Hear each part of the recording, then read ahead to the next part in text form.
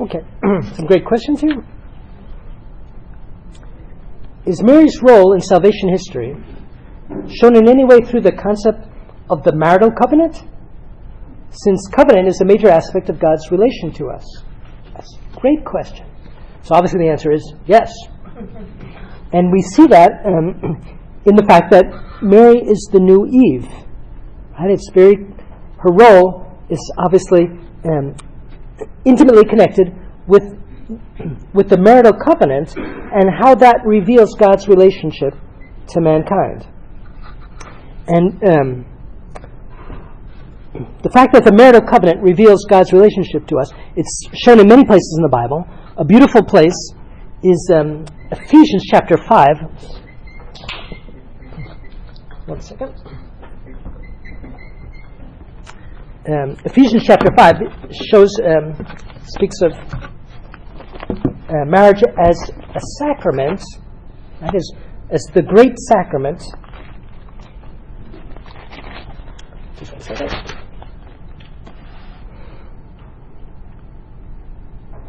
For this reason, a man shall leave his father and his mother and be joined to his wife, and the two shall become one. This is a great mystery, and I mean in reference to Christ and the church. And so, marriage, although founded right at the beginning of time, was right from the beginning meant to be a sacrament, meaning a sacred sign of God's relationship to mankind that culminates in Christ's wedding with His church. And so Christ's matrimony with the church is figured in every marriage. Right? And that's why marriage is such a sacred, well, it's one of the reasons why marriage is such a sacred thing. That it's the image of of Christ's wedding with mankind in Holy Mother Church. Now, so the bridegroom in every marriage represents Christ, and the bride represents the church. Right?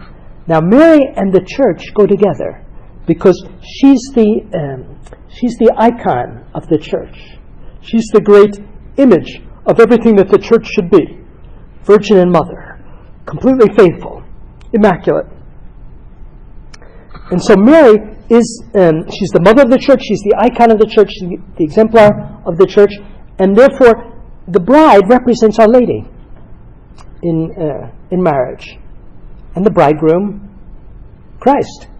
And so Mary's role in salvation history is, she's the perfect, God created mankind precisely to enter into a spousal relationship with mankind. And who is the creature who's most perfectly realized that plan of God in creation? Mary, right? She's the most perfect response on creation's side to God's initiative in creation. Right? She's the perfect bride. And so that's the reason why she's the mother of the church, because the church is meant to be a response to God's spousal love like that of Mary. And insofar as we do respond, well, then Christ is born in us. In other words, we become brides like Mary to the extent that we get more and more fully incorporated into the church and live her life. And we're all called to be virgin and mother, giving Christ's birth in our own life and in those with whom we have contact. Right? That's our to bring Christ to be born in our neighbor. And so Mary's the perfect image of mankind's response to God. Right? And so it's bridal, Mary's role.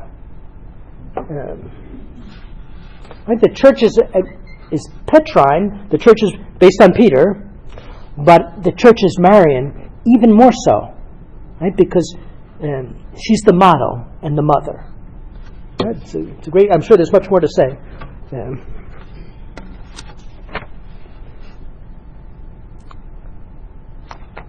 How do we know that Eve was a virgin when she was seduced by the serpent? Well, it's not. It's true. It doesn't. The text doesn't directly state that, but it's clear that. Well, I think it does actually. When it's only after they leave the garden that it's told to us that Adam knew his wife, and so Adam knows his wife in Genesis 4, and Cain is the fruit of that. Right? And so Eve was a virgin when she was seduced by the serpent. They didn't have relations in the garden. It would have been part of God's plan for them to have relations in the garden. But the fall happened before. Right? And so all relations took place in our fallen state. Did St. Augustine or another church father teach that the original sin was that Adam and Eve had intercourse? No, absolutely not. I haven't read every text of St. Augustine and the Fathers, but that's not the patristic understanding of the original sin, nor is it the understanding of the Church. Right? It wasn't in any way, in any sense, a carnal sin, and the reason for this is because they didn't yet have original sin. See, Adam and Eve had a preternatural gift that we don't have, and we call that integrity. And that preternatural gift meant that Adam and Eve didn't feel unruly impulses of passion. We call that concupiscence in the technical sense. Concupiscence is the fact that we, before we deliberate, before we can, put a clamp on it, our sense appetites, our libido, has movements of its own that are contrary to reason. It's not a sin as long as we don't act on it. No? But that disorderly movement in us, Adam and Eve didn't have, because they were created in a better state. That's precisely a key part of the original justice in which God made Adam and Eve. They didn't feel that disordered desire. And therefore, their sin couldn't have been one of carnal weakness, as we so often experience. And this is very important. Their sin was worse. It was much graver than that. Far graver, far more significant. Right? The sin of Eve first, and then Adam, was the devil tempts Eve to be like God in a way that we're not meant to be. Right? Of course, it's good for us to want to be like God, to imitate God insofar as we can. But the temptation was to be like Him in knowing good and evil. And what that means, really, in the biblical context, is having dominion over good and evil. In other words, deciding for themselves good and evil. In other words, to be morally autonomous, to be our own makers, and to determine for ourselves good and evil. And that's the sin of the modern world, isn't it? That's the perennial temptation of mankind, to say you're not the boss in my life. It ultimately comes down to this: no trespassing, stay out. In other words, I'm the one who determines here good and evil. Right? And so Adam and Eve's sin was really to want to be their own moral law, and not to be subordinate to God. And so it was much graver than simply having a sin of weakness and intercourse or something like that. So, and that's not what the Fathers teach. This opinion is widespread among Catholics of the World War II generation. Well, there's lots of ignorance out there everywhere, and so that's why we need to study, our faith, and to so the sin. And this is taught very beautifully by John Paul II in various places. He teaches it in Veritatis Splendor, his encyclical on the moral life, the sin of Adam and Eve, and it's how he introduces the second part of the encyclical, which is precisely dealing with problems in moral theology in the last 40 years. Right? What's the fundamental problem in moral theology in our time? We want to decide for ourselves good and evil, and we don't want to accept that there are moral absolutes, right? That there are universally binding moral norms. And thus we're repeating the sin of Adam and Eve. And that's why Mary is the counter Eve, right? Her yes to God Mary is the absolute opposite of wanting moral autonomy, of wanting to be autonomous with regard to God. Right? So she's the That's why she's our mother, the mother of the church. It's because she is the one who forms us in that loving faith and obedience to God's word. That's fruitful, right? And so that attitude of wanting to be more autonomous brought forth death, right? That was the fruit of original sin. And Mary's faithful obedience is what brought forth Christ and life. Okay, another question. How do we know that Mary had never seen any sign of a miracle in her 30 years with Jesus? Well, we don't know. I mean, the gospel doesn't speak about that. But the very fact that John says this was his first sign that he worked leads us to think that it wasn't the first. I mean, that's the obvious reading of the text, is that he didn't do any before that. It's interesting, they're non-canonical gospels. We call them the Gnostic Gospels, that aren't true gospels. They were written by heretics in the 2nd century, and it's lately become all the fashion to cite these texts and to think that they're better than the true gospels. But of course, they're not. And if you actually read them, they're full of implausible things. And one of the interesting things that you find in these Gnostic Gospels is they tell about miracles of the baby Jesus. And obviously they're just made up. But the miracles, for example, some go like this, that he would make little birds out of clay, and then he would say, fly, and they would fly away. Or there was a story of somebody one of his playmates fell off a roof, and Jesus resurrected him. And then the worst is in the carpenter shop, Joseph made a table with one of the legs too long, and Jesus kind of just pulled it and came out right. Anyway, we don't believe that these things happened, because they would be gratuitous miracles. Jesus never worked miracles just for the fun of it.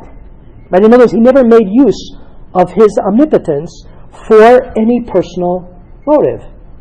And that was precisely the first temptation of the devil in his 40 days in the desert, was to do a miracle to make the stones into bread for his benefit.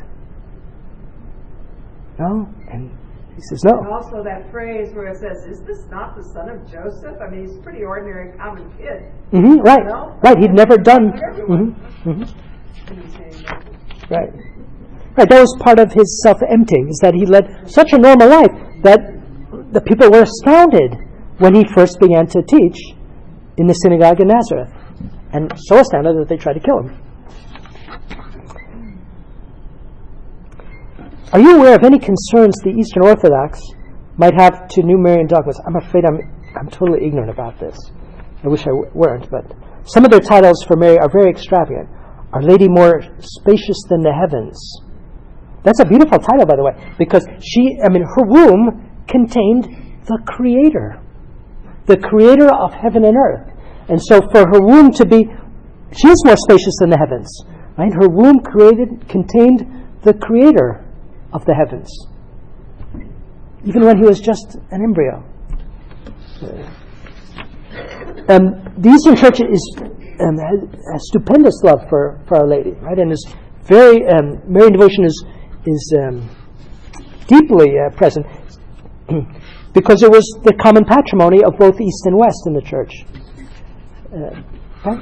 The last question, some of the Gnostic stories about Jesus. It's funny that some of those heretical strains passed through Muhammad into the Quran. Speaking as a baby. But they have the story of the clay bird. Right. And even my mother, who probably never knew Muslim in her life or even had a clue that it existed, she told me that story when I was a child. So funny how those stories are preserved. Right. Yeah, Muhammad was very much in contact with heretical strains of Christianity, and that was one of the key elements in the formation of the Quran. He's very much influenced by Gnosticism.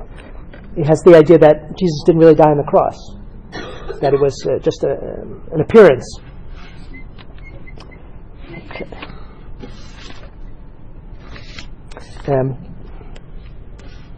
But as far as the question goes, I'm afraid I can't answer. I don't know what their views are on Mary's media. The dogmas already.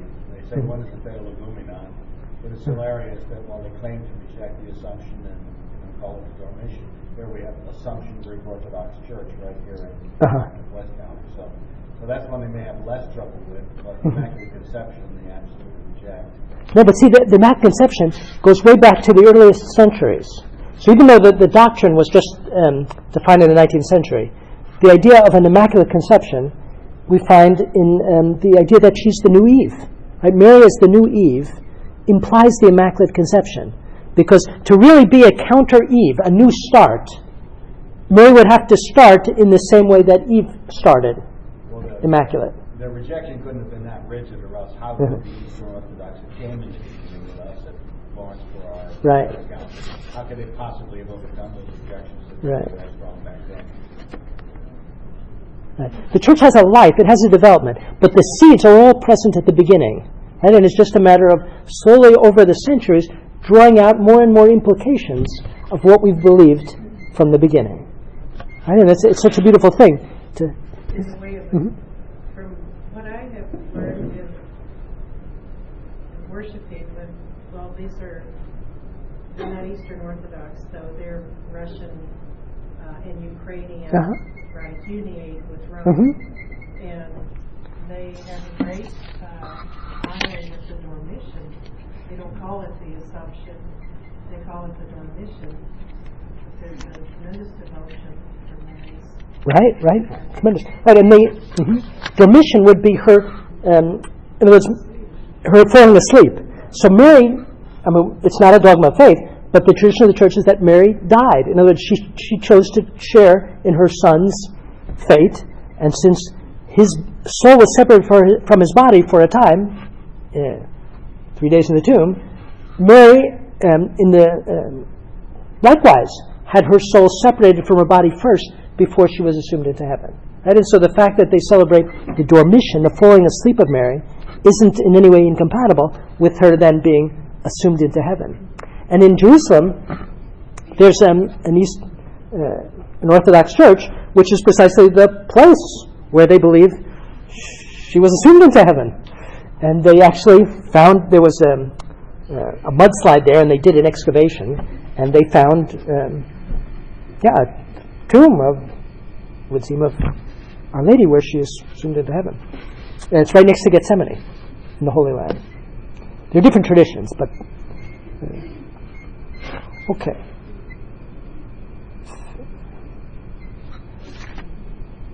In Revelation 12, the woman is in travail and anguish. She brought forth a male child to rule the nations. And the question goes, St. Pius X says that was us, but it seems like the text is speaking about Jesus. How can that be reconciled? Because one second. Revelations 12 says, being with child, she cried out in travail, was in the anguish of delivery. And then a few verses later, she brought forth a male child who will rule all the nations with a rod of iron. And that seems to be Jesus, but also the church, because Jesus and the church are inseparable. Right? And the church rules with her head. Right? In other words, Mary, and then at the end, it's clearly the members of the mystical body, the rest of her offspring.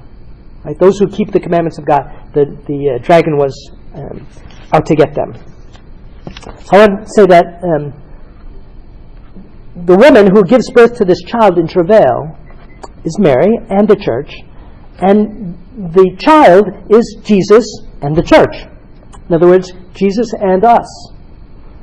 And that makes sense because Christ, the fathers of the church, St. Augustine, love us to speak of the whole Christ. The whole Christ is head and members, the mystical body. And they can't be separated. And so the woman who brings forth this child, right, the child is Jesus and us. Right? We share, and that's why we share in having the same mother, because we're part of the same body.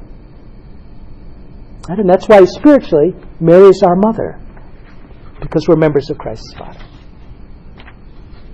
Okay. You mentioned the fact that Adam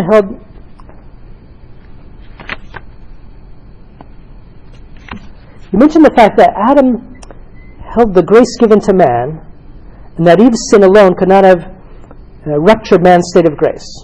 How can it be that Eve, who possessed human dignity equal to that of Adam, did not share in God-given grace. Eve did have both Adam and Eve were created in grace, in the same grace. They were created in the same state of original justice. But of the two, one was the head of that original family. Adam was the head. And that's why Adam's sin had a greater social effect. In other words, it was passed on to us precisely through Adam's consenting to the sin.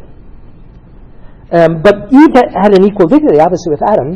They're both made in the image of God and with the same image and likeness. In other words, sometimes the fathers see the image as human nature and the likeness being the supernatural gift of grace. So both Adam and Eve were created in both the image and the likeness, nature and grace together.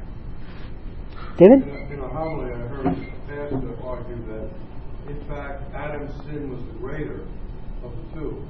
Because, number one, he should have protected Eve from the allurement of the devil. Sure, insofar as he's head. And that he was present there with her. So he should not have allowed her to be. So he not only does he pass on the defect of his leadership to the whole human race, but he also failed his own wife or Eve in that situation. Yeah, that's good. Another question: If God is constant, by the way, just that one. Obviously, that's a scandal to us today. The idea, first of all, I mean, it's hard, especially Americans, I think, but it's true just of mankind in general. We tend to think of everything in egalitarian terms, right? Everything should be equal, and it's clear that that's not the way God creates. And the reason why it's not the way God creates is because a world in which everything is on the same level wouldn't be beautiful. It wouldn't be a perfect image of God. And that's why when we look out into the natural world, the beauty of the natural world, if you go to the zoo, is the fact that everything isn't the same. Right? It would be horrible if you went to the zoo and everything was just the same species of beetle. I mean, the beauty is the hierarchy of it. That each one's different and that there's higher and lower. That's the beauty of nature. That the species are distinct precisely by different imitations of God, and some being higher than others. And that of all of these species, there's a king, and that happens to be man. And again, that's a scandal to the modern mind. We want to eliminate that hierarchy and treat man as no different than the pig or whoever. And I mean, and that's absurd. And even in the angelic world, God didn't make all the angels the same. He made them all different. He made a hierarchy of angels. And one was the highest, and that one was Satan. And it was precisely because of pride in his natural excellence, being the greatest of all God's creatures, that was the probable motive of his fall, of his rebellion. Not wanting to cede that natural excellence to the gratuitousness of grace that could elevate a lower creature above him, like Our Lady and the Church. But in any case, God does everything in hierarchy, and so we should expect everything that he does to be hierarchical. And the church is that way too. The members of the church aren't equal. Right? There's a preeminent member, and that's Our Lady. Right? And no one else will ever get the gift of being the mother of God, and being the mother of the church, and being the mother of all mankind. And that shouldn't upset us. Right? That would be absurd. What kind of church would it be? That should fill us with joy, that she received this privilege, because it's the privilege of the one is the privilege of all. When you love, that's precisely the beauty of the communion of saints. We touched on it last week. The communion of saints is the fact that all the members share in the privileges of all the other members. And so, if God makes higher and complementary but higher members, that's beautiful for me because I can share in that, right? And so the beauty of the church, that there. Some members that are popes, others that are martyrs, others that are doctors, others that are missionaries. That enriches all. No? And so we shouldn't be surprised when we see that at the very beginning of history as well. That even in the very beginning, there was a hierarchy between Adam and Eve. And it's a hierarchy of mutual complementarity and support, but a distinction of roles. And both roles are necessary. And so we find in the church as well, there's a headship in the church, right? And that headship goes to Christ. And Mary represents the other half. She represents the maternal, the half that Eve, the part that Eve played in the original marriage. Right? She's not the head, and the marrying part of the church isn't the head, but it's pretty important. And so, anyway, that hierarchical element of God's work is hard for us to grasp, but it's so beautiful, right? And it's something that we need to pray to understand. Okay. Another question. If God is constant and abides by the natural law He has ordained, how can the occurrence of divine intervention be explained? In other words, how can miracles be explained? Right? Because at the very beginning I said God is constant and He works the same way always. And we see that even in natural law, which He always follows.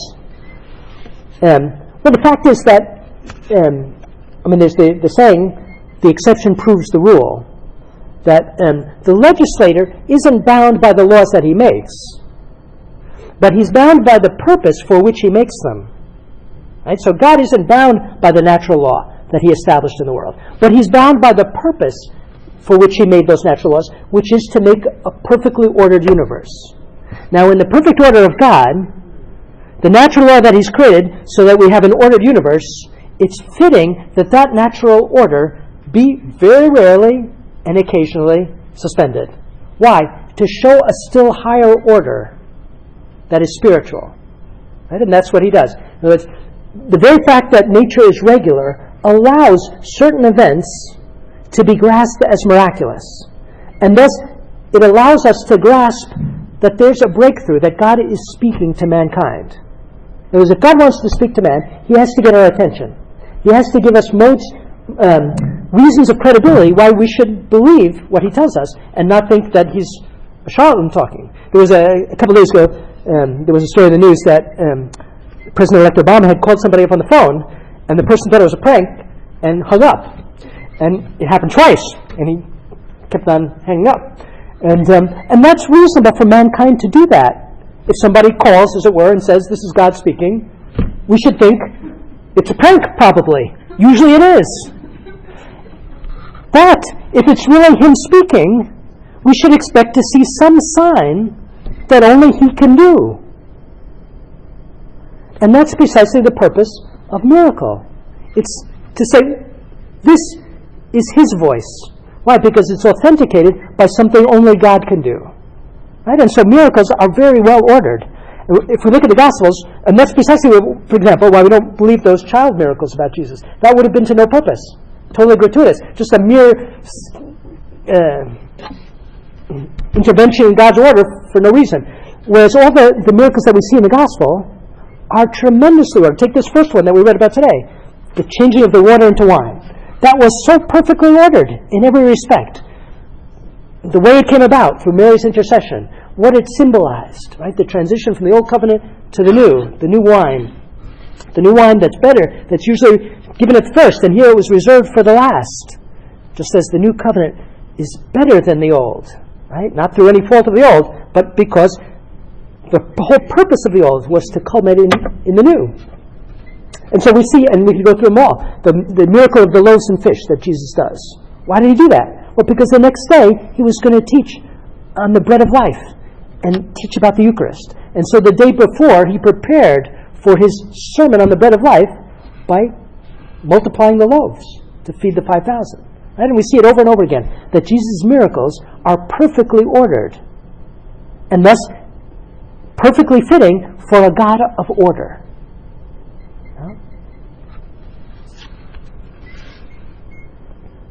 Okay. Faith in the wrong things is credulousness. Eve had faith in the serpent even after she had seen God. You say that Mary drew down Christ from heaven through her faith. She obviously had the right stuff. The world is littered with religions, cults, beliefs, atheism, for example, that embrace a myriad of faiths. What is it that makes a saving faith that calls Christ down from heaven? Is it reason? Is it humility? Please discuss. Great question.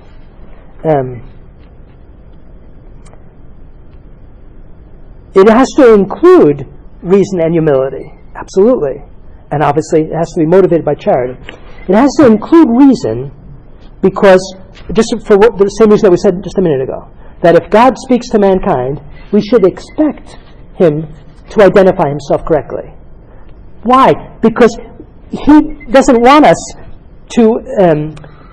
religion is about the most serious things that there are in life. Right? Religion is about the meaning of our lives and our eternal happiness. And therefore, to believe lightly on religious questions is to treat what's most weighty and sacred and grave and important in a way that's not appropriate for what's weighty and grave and important. So if I'm just to believe the first person that comes along, or if I'm to believe even without a miracle concerning my final destiny and the meaning of my life on earth and how to live the good life, that would be to treat God lightly. And so to want motives of credibility is reasonable. And God, faith is above reason, but it's not contrary to reason. God treats us in a way proper to reasonable creatures. And so the fact is, yes, this world is littered with different faiths and beliefs, but not all of them, not all of them, that only one of them has proper motives of credibility. Proper motives now, only one of them, I don't mean to, there were two. In other words, in all the history of mankind, there have been two revealed religions that together form one faith. The Old Covenant and the New, right? Israel and the Church. And those two are one because it's one revelation. It's one revelation in the beginning, the moving towards fullness, and its fullness. Right? And so God has revealed himself once. And in that one revealing, he used motives of credibility to make his voice known. And those motives of credibility are fundamentally four, the way that I see it. Miracles is the first, that's the most obvious. That's the one most suited for the human condition. And the second, and obviously the miracles performed by Moses were what validated the revelation at Sinai. Right? So that revelation at Sinai was prepared for by the 10 plagues, by the crossing of the Red Sea, by the manna in the desert, the water coming from the rock. Right? Those weren't just arbitrary things, suspending God's laws for no reason, but they were there precisely to give authority to the Word of God on Sinai. And then the prophets did miracles all through the life of Israel to show that God was with them. And the Word of God continued to come, also with the second quality, prophecy. Something only God knows are future free events. The devil can't know that. Angels can't even know that unless God reveals it to him. No one can know it except God, because all history is before him. So when somebody gives a prophecy of the future, and it comes to pass, that's a sign that God has spoken. And the Old Testament was validated in this way precisely by its fulfillment in the New. In other words, it's Christ as the Messiah that validates Judaism really more than anything else. It was already validated by the miracles and other prophecies, but it's above all the fulfillment of the messianic prophecies that shows Judaism to be God's true word.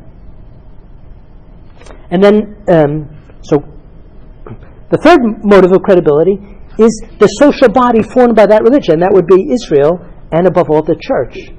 And formed precisely in a way contrary to the way that human kingdoms are formed. Human kingdoms are formed by the sword, by economic power, etc., by human means. And we look at the history of the church, it was formed contrary to all of those means. In the first centuries, in the midst of terrible persecution, etc., and we see everywhere, always, that the martyrs are the seeds of future Christians. And it's miraculous in being one, the church, despite the human tendency to division and separation, etc.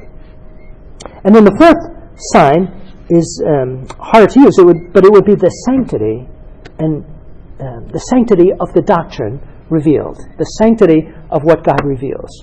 And obviously there's no sanctity like that of Christ's life, passion, and paschal mystery for us, right?